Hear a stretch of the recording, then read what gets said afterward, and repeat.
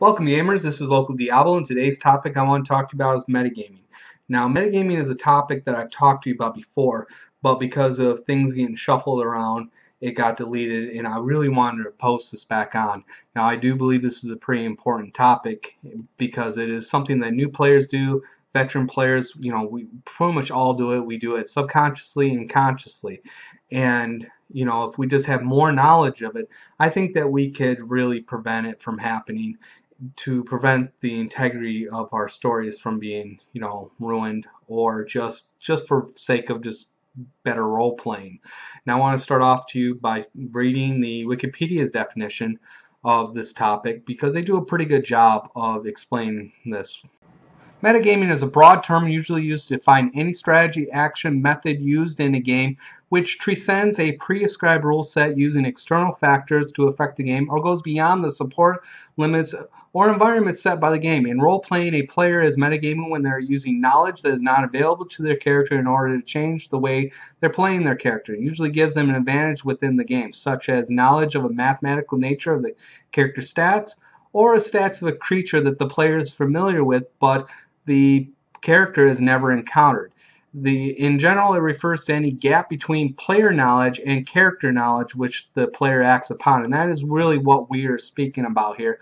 We are talking about using player knowledge for your character's knowledge, and you really need to separate those two worlds. Now, I've always, wanted to play like a Malkavian that believes that he is just a character in a game that we're role playing. I always thought that was kind of cool, but the reason why I never did is because I felt, that bridged the gap too closely, and it really defied the one rule that you really shouldn't use in role playing, and that is you should not bring this world into their world.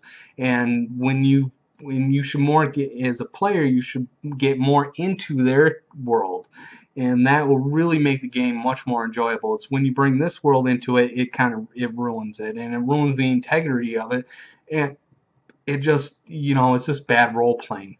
And so that's what we're talking about here.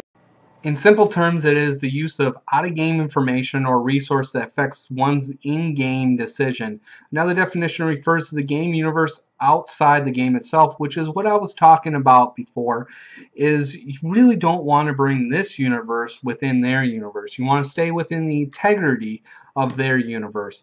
And the more you can get into their universe, the more fun you're actually going to have playing the character. If you try to bring this in, it's just going to ruin the integrity of the game. It's going to make the game less enjoyable. It's going to make you really, ideally, metagaming is just, it's cheating.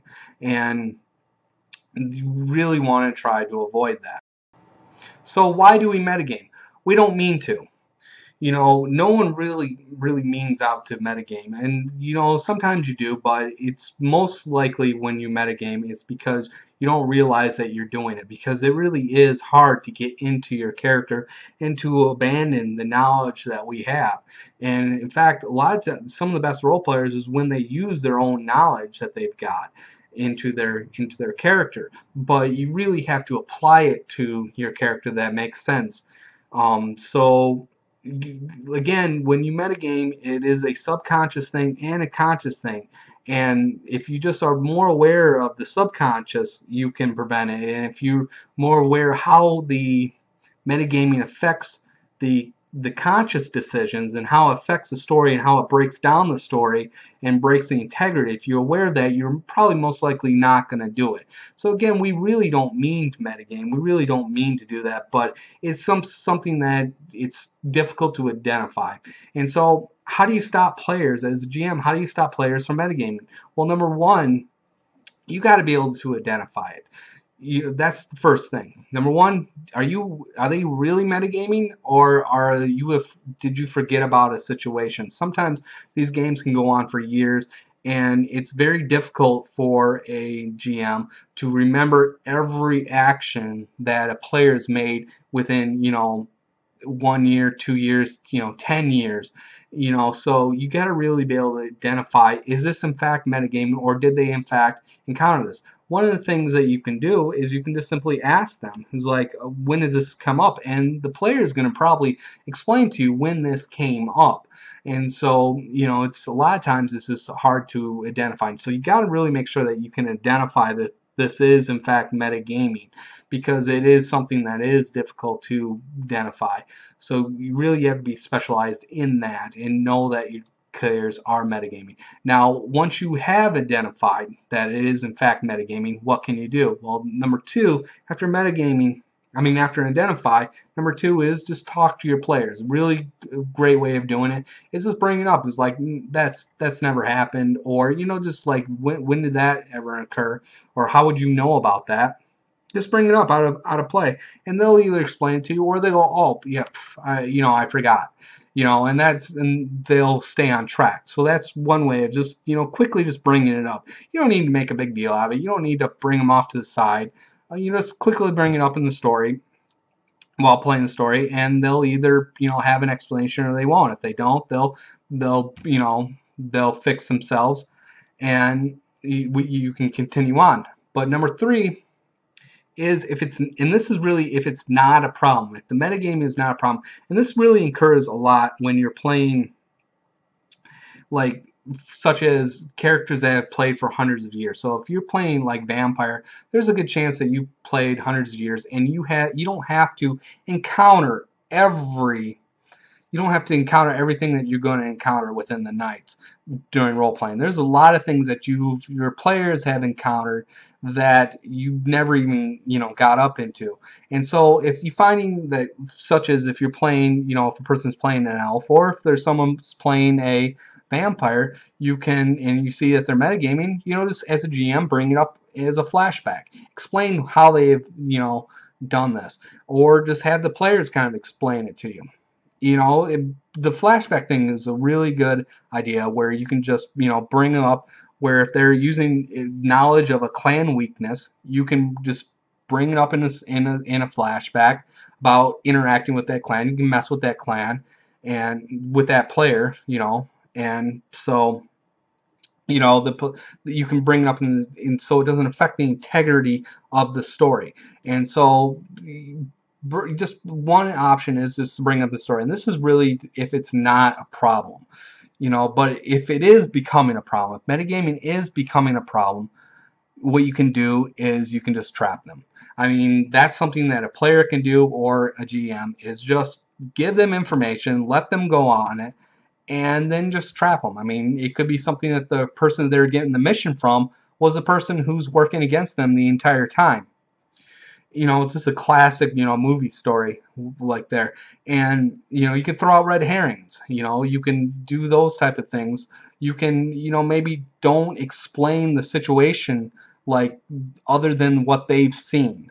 Those are types of things that you can do to, affect the metagaming if it's in fact becoming a problem. So you just trap them. If you trap them a few times, if you mess them up a few times because they were metagaming, they're going to realize not to do it. So now that you really understand how, as a GM, how can you prevent the metagaming, I want to talk to you about how, as a player, how you can prevent it. In fact, can the GM be metagaming? Yes, absolutely, the GM can be metagaming. In fact, that's what they're supposed to be doing. They're supposed to be metagaming. That's part of what they do. They take from the beginning of the story to the end of the story, and they move you through the story, and they're supposed to know everything that kind of comes up, and to make it seem pretty seamless. And in order to do that, they do have to be metagaming. So basically, that's just really what what they're supposed to be doing. They're supposed to be metagaming. So, like, but if it does become a problem, what do you do? I mean, there are some things that you can do. Some are more extreme than others. But the simple answer is, if they are in fact metagaming, really the first thing that you should do, if the GM's metagaming as a player, what you should do is, number one, is just let them do it. I mean, that's what they're supposed to do. Do nothing. Just let them, metagame. That's part of being a storyteller, is the fact that the metagaming.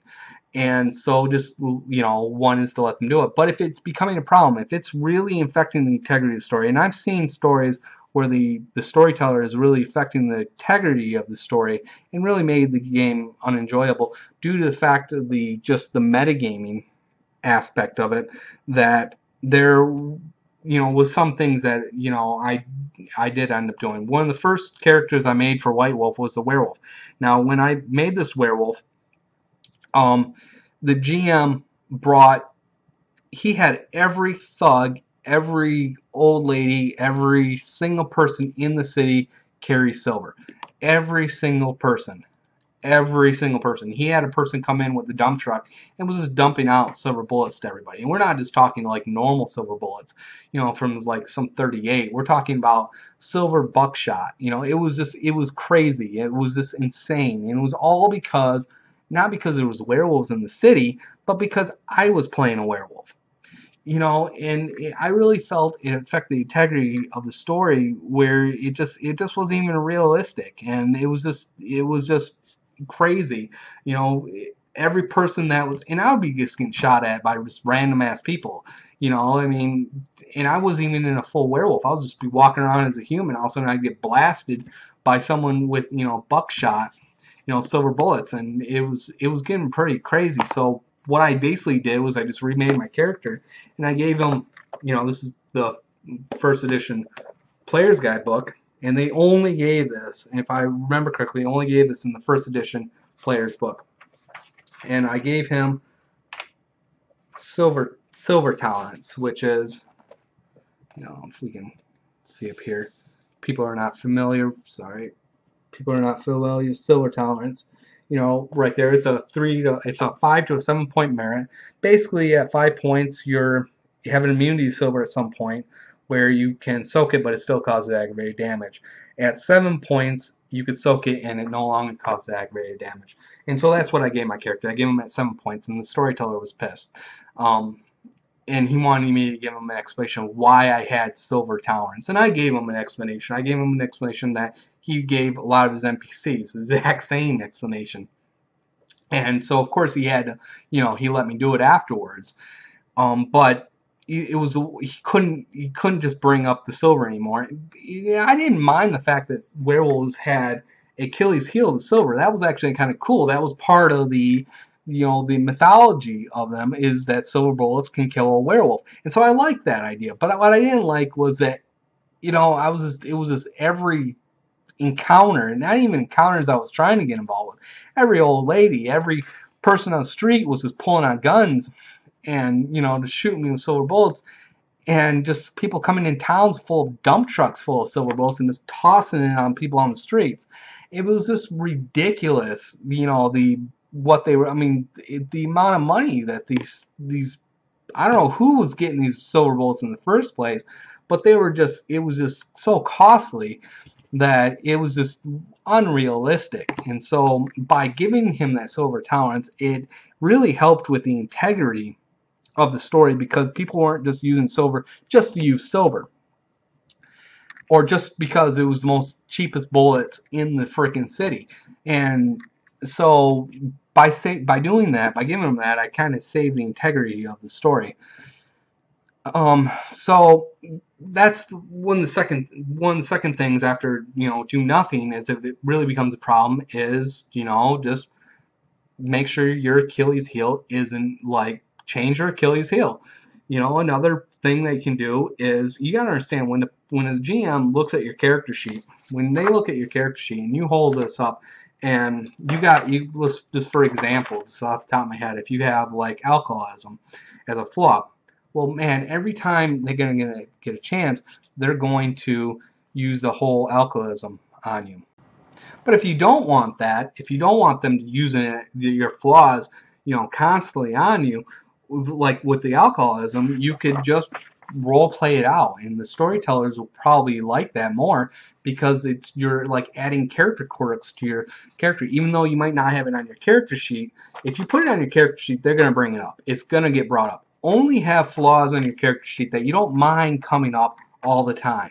You know, something that you want to happen, or just something that you don't really mind if it comes up. You know, example of something that I've had for my character that I don't mind coming up is the fact that I gave my character a limp. You know, and so then I had, something where he could, he didn't move as much. Well, obviously that's more of a tactical thing, and I wanted him to have that limp, mostly because I wanted him to be able to carry, a cane and have a legitimate reason to carry a cane, and then the cane that was like a cane sword. So I wanted to give him a reason to have that cane sword. So I wanted the limp to come up. Now with the alcoholism, if you don't want those penalties being brought up on you, just role play it out, and you don't have to worry about the penalties. Now some storytellers and GMs aren't going to like that, and they're going to force you to pick that flaw. But most of the time, they're just going to enjoy the fact that you've added a character quirk to your character without actually giving them the flaw to it, because they think that you're giving them flaws without them actually having to pay you for them. But in reality, what you're doing is you're really preventing them for nailing you on those flaws every chance that they can get. And that's, if you're really worried about that, just don't add it to your character sheet. You can role play certain flaws out. Now, number 3 is, if it's really becoming a problem, another thing that you can do is don't utilize your strengths as much. Don't throw out your strengths. For instance, if we're playing a superhero game, and you've got a superhero who's immune to electricity. Well, guess what? When you put that immunity to electricity on your character, the storyteller will never bring out a character that shoots out electricity. Even if they have a character they want to use that has electricity, when you encounter that character, because they're not going to just waste their actions shooting electricity that doesn't do anything to you. They're going to pick up a pipe and pound the hell out of you, even if that character has no knowledge that you have, an immunity to them. So they're not going to bring it up. Now, there's ways to have that immunity to electricity and not having to worry about the GM never, having an encounter, because that is one of the big flaws is, if you have an immunity to something, GMs generally will not, even bring it up. And that also becomes a problem in Dungeons & Dragons. If you have a damage resistance to something, you might think it's really cool, you get all these damage resistance, you're just never going to encounter it. The GMs might never, bring the thing up. But at least damage resistance isn't the same thing as, immunity. They're not going to bring up, electrical stuff all the time. So one of the things you can do is just don't emphasize on it. Don't be taking baths with boom boxes and stuff and chewing on electrical wires every chance you get just because you have an immunity to it. Just don't do it. Eventually what's going to end up happening is the GM's going to forget that you even had it. The GM has to remember all the players, all their flaws, all their strengths, all the NPCs, all the things that go on in their city, all their villains. Over time they're going to forget that you have that damn immunity if you don't throw it out every chance you get. Now, there was an instance where I was playing Ravenous, and through the course of the story, I gained a plus 5 ability to soak fire. So I gained 5 additional dice to soak fire. Well, and the GM gave it to me. I mean, it was throughout the course of the story. It was a legitimate part of the game, and it just never came up. Never brought it up. I was not lighting myself on fire. I was not dancing in the flames. I was not rolling around. I was not jumping and burning buildings every chance I get. I just put it on my character sheet and I left it alone. It never, came up until years later. Shoot, I'm almost thinking, yeah, it was almost maybe 5 or 6 years later. The storyteller for some reason I think he really wanted to kill me off, and he ended up bringing in a character, and it ended up becoming a situation where he had another player just blast fire down my throat. And so then I was like, oh, okay. So I grabbed my dice. I grabbed my 9 dice and I dropped them down. And the storyteller was like, whoa, what the hell is that? I just show him. I was like, hey, I got this, plus 5, thing for fire. And he was like, oh my god, I had completely forgotten that you had that. Of course, I knew he was going to forget. I knew he was going to forget that a week after he gave it to me. So I just never emphasized on him, and I knew that one day it was going to save me. Had he known that, he would have probably done something much worse. He probably would have shoved a hand grenade down my throat. You know, but because of that, I was able to survive the situation.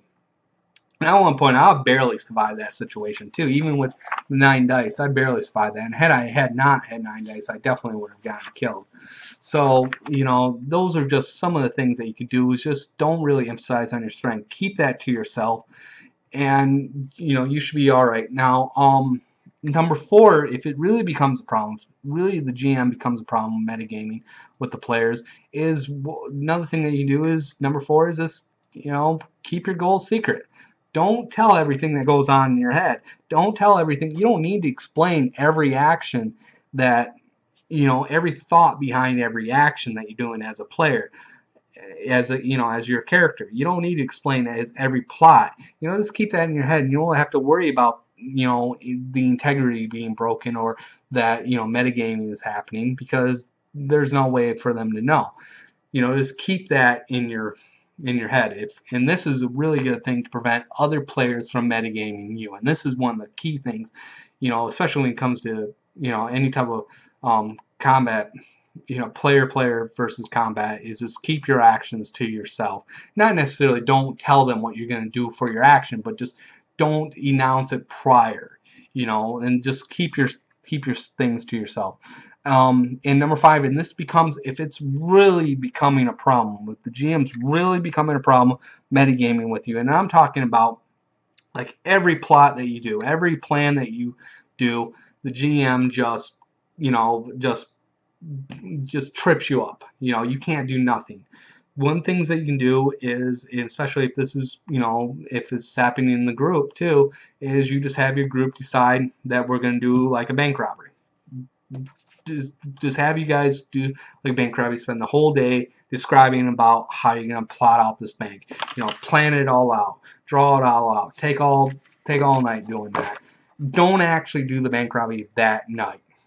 What you need to do then is, when you go home, give the GM time to think of how he's going to trip you up, and how things are going to go wrong, and how, you know, you guys are going to get screwed over and you're never going to be able to do it. And, you know, it's really becoming a problem. And then when the next time you guys play, when you give him enough time to decide, you know, just make any excuse that you can to not rob the bank. And one of the great things that you could do is just go look over your supplies and go over details of your supplies last minute and go, oh, you know what? We don't have enough. We don't have any shotguns. You know, we don't have, where we're going to get, we need a shotgun. You know, what if there's, we didn't even think, what if there's a bank teller, you know, or what if there's a security guard? Let's get a shotgun. He's like, well, where are we going to get a shotgun last minute? And then you can decide, okay, let's do it at a pawn store. So you go to this pawn store to get a shotgun, right? And then all of a sudden you just have one of your players pull out a gun and, you know, hold up the place hostage. And then, you know, you start breaking glass, taking all the gold coins, taking all the, you know, the diamonds and anything that's valuable, putting your sack, and then, you know, taking off. And then when the GM's like, okay, now you didn't get your shotgun, you still guys gonna do the bank off? Hell no. I mean, luckily we got the security tape. You know, make sure you get the security tape, and, you know, make sure you got a way out. And we're like, man, luckily we got the security tape. No, there's no point. Why hit the bank now? All this gold coins and jewelry was worth more than the bank robbery was. So completely abandon the bank robbery. And what you're going to find is that the pawn thing went a lot easier than the bank ever would. In fact, the GM will specifically make the pawn go a lot easier, because he wants you to get into the bank, where he set up all these little, you know, traps that GMs think of, and all these little trips that he's going to do, and he's going to think of every time you know, roll a botch, or every time you didn't roll high enough, you know, what's going to happen. He's going to have like his, you know, he's going to have a police car happen, you know, be there. There's going to happen to be an undercover cop, or, you know, something's going to happen, you know, where he's going to trip you up.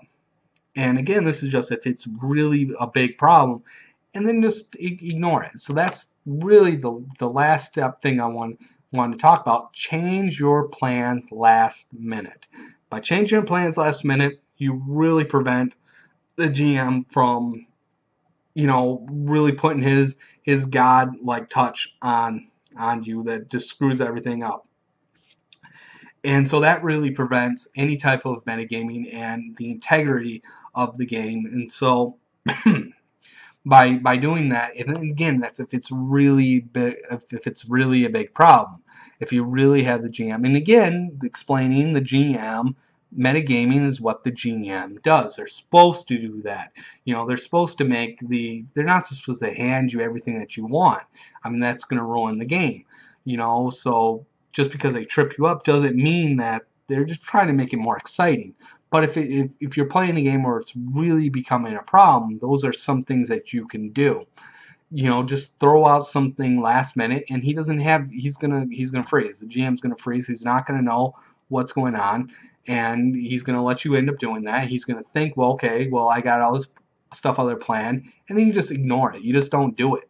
You know, and that will allow you to get what you wanted to do, is just, you know, do things last minute, and that will prevent, you know, the GM from really metagaming. And again, that's only if it's really becoming a problem, because you don't want to really ruin your your game by doing that. And that's in fact, you know, what's in a way, in a small way, that is really, you know, metagaming within itself, is by realizing the GM is going to, you know, mess this up. And so by doing stuff like this, you got to understand too, you are in fact metagaming already. But the idea is there's a greater thing to this. Now, really, what is really metagaming is, in fact, is it means that you're cheating. It's basically just cheating, and it's also just bad role playing.